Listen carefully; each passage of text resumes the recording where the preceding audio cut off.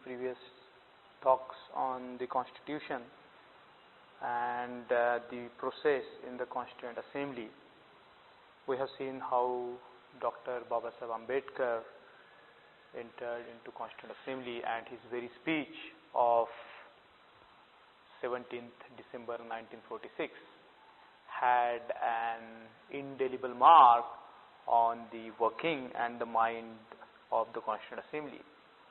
And his speech for the national unity, his speech for the negotiated peace was so strong that eventually the responsibility of drafting the Constitution of India came onto his shoulders.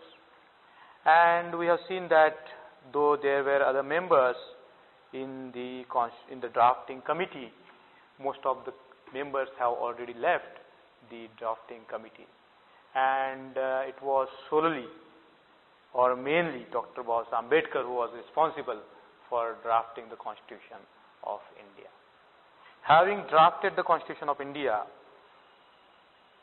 with of course very many subcommittees of the drafting of the Constituent Assembly, having drafted the Constitution of India, the Constitution was presented, or the draft Constitution was presented to the President of the Constituent Assembly on 21st February 1948. We have seen that long time has passed since the Constituent Assembly was constituted in the month of November in 1946. After that, India was partitioned and there was a political crisis in India. Despite of that, on 29th August 1947, the Constituent Assembly of the divided India was constituted, and very next day, that's on 30th August 1947, Dr. Babasaheb Ambedkar came to become the chairman of the drafting committee, and after drafting the Constitution, the draft of the Constitution was submitted to the President of the Constituent Assembly, Rajendra Prasad, on 21st February 1948. When the draft was presented to the President of this country, the draft was also simultaneously opened up for the general public to be read and commented on. The draft was available to the public for the period of 8 months. And during that period, any citizen or anybody living in India could comment on that and could submit their critiques or views on the draft Constitution. And of course, the Constituent Assembly was going to be again met on 4th November 1948 to really place the draft Constitution in front of the Constituent Assembly. Now we can imagine that there was a process by which a draft was arrived at, and the draft was submitted to Rajendra Prasad and also to the general public and also to the provincial assemblies of then India. And after getting the feedback from the general public and from the provincial assemblies, the final draft was presented on 4th November 1948 in the Constituent Assembly.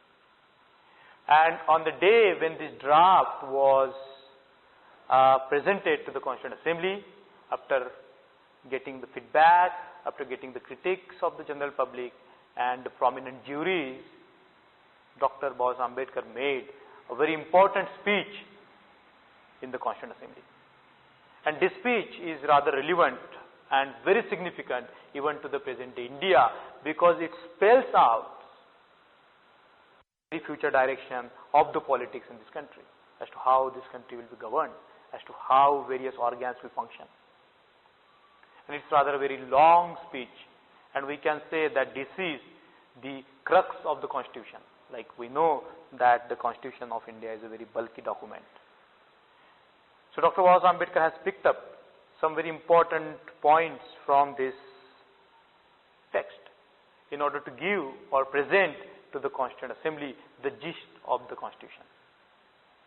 And when he presented this gist of the Constitution or the draft Constitution to the Constituent Assembly, he has to put it in such a way that the people in the Constituent Assembly are communicated in a very plain and simple language the future constitution of this country.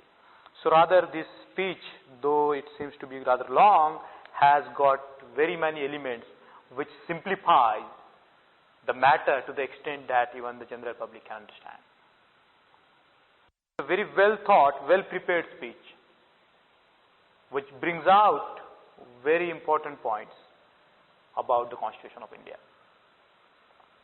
And mainly, if we look at the structure of the speech, Dr. Baba Ambedkar has made a very few preliminary comments in the beginning, and the whole speech can be divided into many areas, and I am going to enumerate a few areas. Like he raised the two questions which are very pertinent to any constitution, and those two questions are: what is the form of government that is envisaged in the constitution? And the second question is, what is the form of the constitution itself? So in the beginning of the speech, he raises these very two important questions: the form of the government and the form of the constitution. And then he enters into discussion on the union, as to what is meant by the union of the states. He talks about incorporation of administration in the constitution, because if you look at the American Constitution, it has nothing to say about the administration. It is just a statement giving some Bill of Rights. But the Constitution of India is very detailed out, and Dr. Baba Ambedkar presents the rationale as to why the issue of administration is included in the Constitution. Then he also tries to respond to the critique that our Constitution doesn't take into account any ancient political system of India. And Dr. Baba Ambedkar takes this critique in a very logical manner. He explains as to why he has chosen to not accept the ancient politics of this country. And then he enters into discussion about the question of minorities. Then he talks about fundamental rights, which constitute as a part 3 of our constitution. And then he enters into discussion on directive principles of the state policy. And then he argues in favor of a strong center, as to how this country should have a strong center. With such a diversity, with so many vociferous forces which are acting in this country, how important it is to have a very strong center in this country.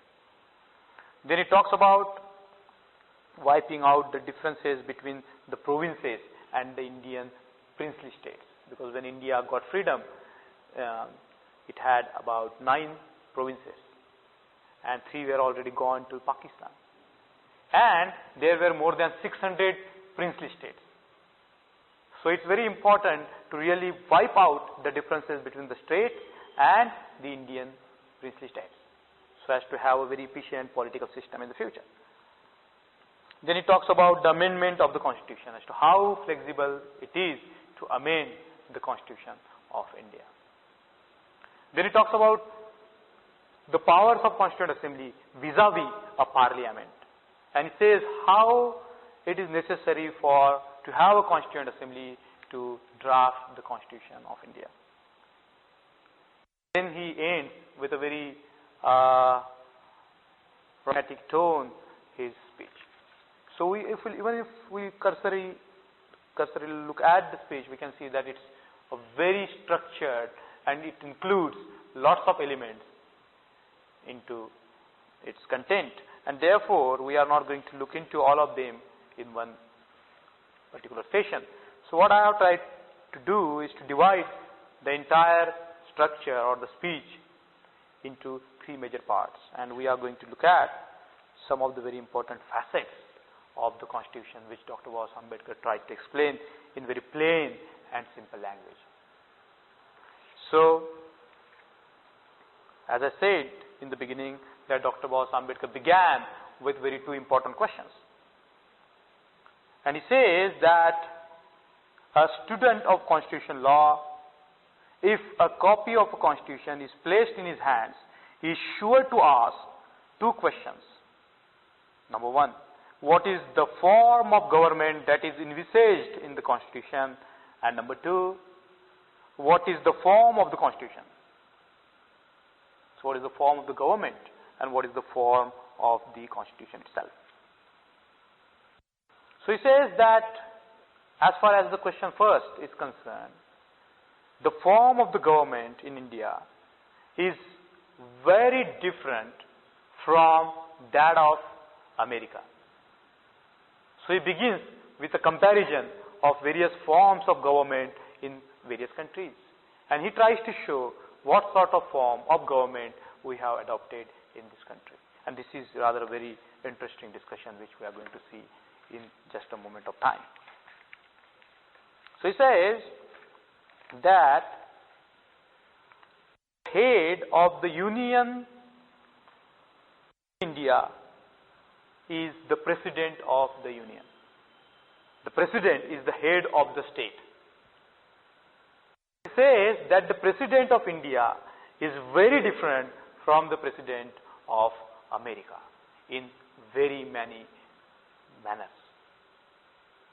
Word is the same, but they are very fundamentally different. So if we compare the American president with that of Indian president, their roles are fundamentally different. And the American form of government is called the presidential form of government. Now mark this word, this is a very important word. It's a presidential system, wherein the president has got the all executive power. He is the head of the executive. Now the whole system of governance is divided into three principal organs: the executive, the legislature, and the judiciary. These are three organs of the governance. And the president, in the presidential system of America, is the chief head of the executive. And he is elected directly by the electorate constituting all the citizens of the country. The President of India occupies the same position as that of the king under the English Constitution. Just a titular head. No powers, only the titular head. But he is the symbol of the nation. Rather, she is the symbol of the nation. So, his place in the administration is very ceremonial. To sign the documents, to sign the treaties which takes place between the two countries. So the role of the President of India is very ceremonial. And Dr. Ambedkar calls the presidential office a ceremonial device, a seal by which the nation's decisions are made known. The President of Indian Union will have under him ministers in charge of different departments of administration. Here again there is a fundamental difference between the two. The President of the United States is not bound to accept the advice tendered to him by any of his secretaries. He has a council of secretaries and he is not bound to accept their advice. While the President of the Indian Union will be generally bound by the advice of his ministers. So that's a very significant difference between the President of America and President of India. He can do nothing contrary to their advice, nor can he do anything without their advice. The President of the Indian Union has no power to do so, so long as his ministers command a majority in Parliament. The presidential system of America is based upon the separation of the executive and the legislature. So the administration is different. It's completely in the hands of the President of America. And the executive organ is clearly separated from the legislature, the law-making body. Parliament, the legislature, is a law-making body, while the executive, the ministers, the Council of Ministers, is an executive body which executes the laws, which executes the policies. President of America and his secretaries do not constitute or are not the members of the Congress. While the ministers in India, they have to be the members of the legislative house. They have to be the member of parliament. They have to be member of either Lok Sabha or Rajya Sabha. That's very conditional. Without being a member of the parliament, they can't become the ministers. So in a way, the executive is not separate from the legislature in India. So now Dr. Babasaheb Ambedkar describes or uses a very important word here, a democratic executive. Now we are talking about the democracy. America is democracy. India is trying to become a democracy at that point of time in the history. Dr. Babasaheb Ambedkar says a democratic executive must satisfy two conditions. Form of the government. We have not accepted the presidential system of government. He says that any democratic executive must satisfy two conditions. It must be stable executive. If it is unstable, then it will be very difficult to govern. And it must be responsible executive. Executive should be responsible to the people. Without that responsibility, the executive might become very anti-democratic. So in order to have the democratic executive, these two conditions must be satisfied. There has to be stability and there has to be responsibility. And these two words now feature in major debates in the higher judiciary, in the debates that take place in the political sphere, whether the stability is important or the responsibility is important, whether the stable government is important or the responsible government is responsible. And we are going to see what happens. Dr. Babasaheb Ambedkar says that it has not been possible so far to devise a system which can ensure both in equal degree, the stability and the responsibility. It is not possible. Therefore, the democratic executives either turn this way or that way. And we are going to look into how different democratic systems tilt between these two poles. So Dr. Babasaheb Ambedkar says that you can have a system which can give you more stability but less responsibility, or you can have a system which gives you more responsibility but less stability. American and the Swiss systems give more stability but less responsibility. And the British system, on the other hand, gives you more responsibility but less stability. So you want a stable government or a responsible government? That was also a very important question. Which sort of democratic executive you want? The reason for this is obvious. The American executive is a non-parliamentary executive. Because the American president and his council of state is not part of the Congress. The council of ministers in India is a part of the legislature. British system is a parliamentary executive. Says, while in a parliamentary executive system, it's more dependent upon a majority in parliament, becomes more responsible. So we can say that Dr. Babasaheb Ambedkar has tilted in favor of more responsible government than the stable government. How that responsibility is achieved, we are going to see it in a moment. The parliamentary system differs from a non-parliamentary system in as much as the former is more responsible than the latter. But they also differ as to the time and agency for assessment of their responsibility. The American president will be assessed every 4 years. The Indian executive is assessed every now and then. And how does that happen? We are going to look into that. England, where the parliamentary system prevails, the assessment of responsibility of the executive is both daily and periodic. What is daily? The daily assessment is done by members of parliament through questions, resolutions, no confidence motions, adjournment motions and debates on addresses.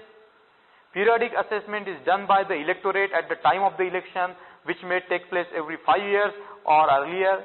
The daily assessment of responsibility, which is not available under the American system, it is felt far more effective than the periodic assessment and far more necessary in a country like India. So in a country like India, it's very important. The draft constitution in recommending the parliamentary system of executive has preferred more responsibility to more stability. A very important distinction that Baba Sahib made between the responsible government and the stable government. So if a question is asked about what is the form of government that is prescribed in the constitution, the form of government that is prescribed in the constitution is the parliamentary system of executive, not the presidential system of executive. Some of the constitutionalists have started pointing out to the very nature of American presidential system as to how it tends to become undemocratic. We have seen how that particular power of the presidency was, to use a word, abused by a few American presidents, flouting the whole democratic process because they were not responsible to the Congress or they were not assessed on the daily basis. Whoever comes into power in India, there is a scope for daily assessment in the House through the questions, through the resolutions and very many mechanisms. When we look at the first question, it's very clear to us that the form of government which is prescribed in India is the parliamentary system of executive. And now let's turn to the next question. What is the form of the constitution? The form of the Constitution of India. And Dr. Baba Ambedkar says that there are two forms of constitution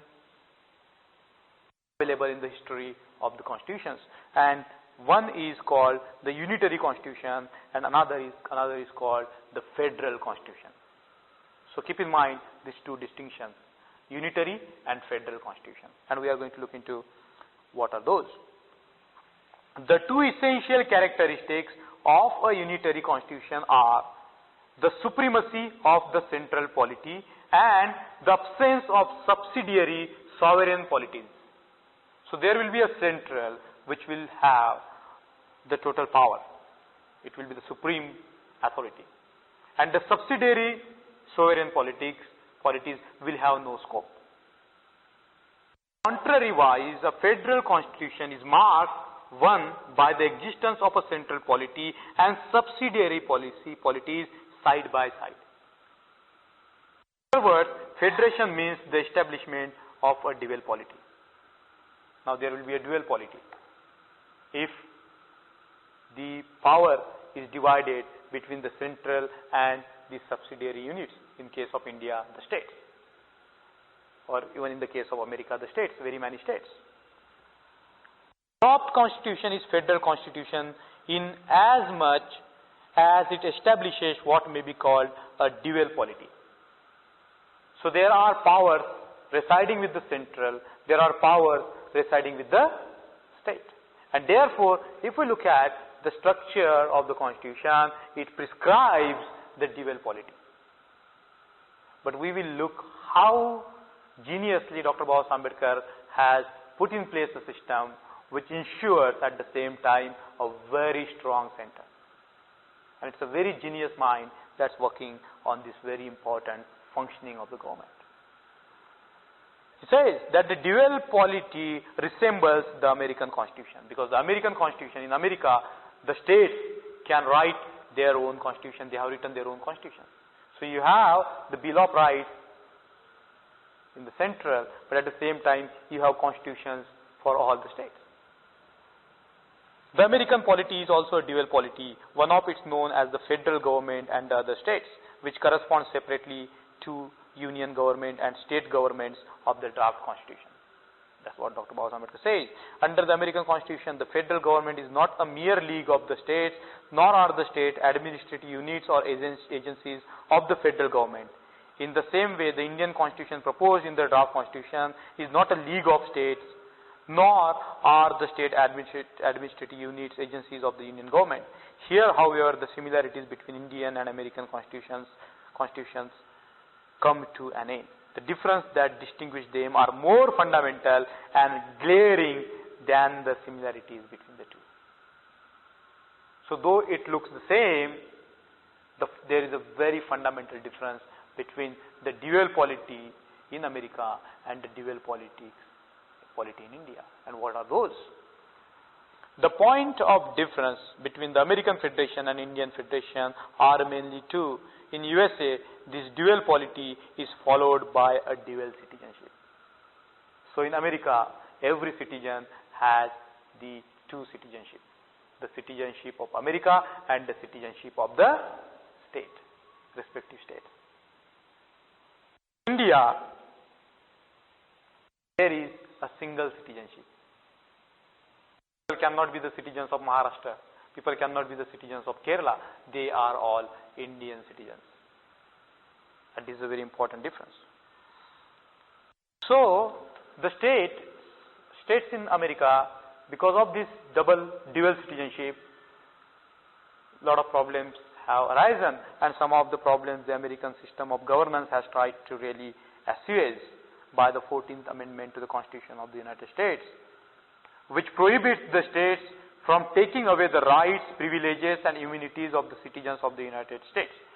At the same time, as pointed out by Mr. William Anderson, in certain political matters, including the right to vote and right to hold public office, the states may and do discriminate in favor of their own citizens.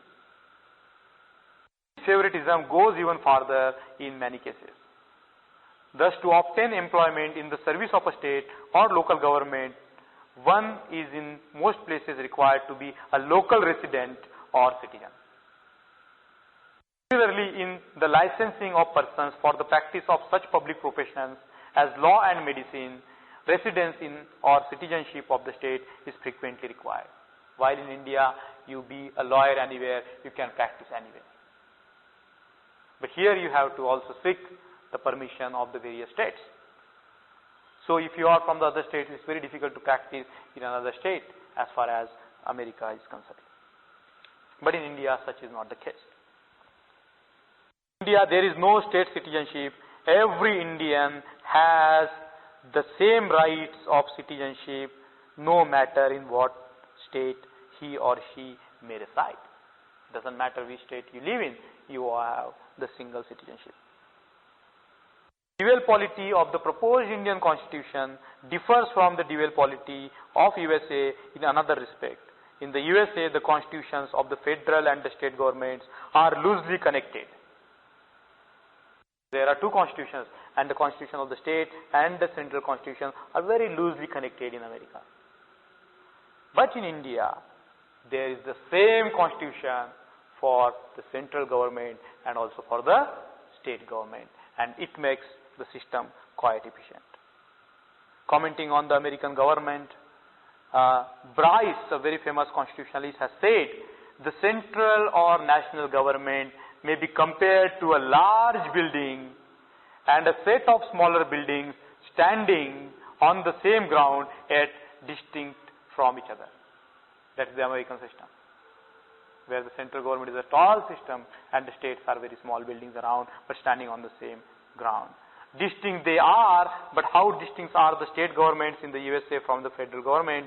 Some idea of this distinctness may be obtained from the following facts. So these are some facts that Dr. Ambedkar quoted. Subject to the maintenance of the republican form of government, each state in America is free to make its own constitution. No state in India can make its own constitution. And it is because of the difference of the history. Because the American Federation arose out of the 13 colonies. There were already 13 colonies and they agreed to form the United States of America. But in India, we had the whole first and then we needed the division. In America, they had the divisions first and they needed to cling them together. So there is a very different stand of history in both the countries. So in India, of course, you can't have the whole divided into smaller parts and make those smaller parts indestructible units. While in America, the states are indestructible. Can't destruct the states in America.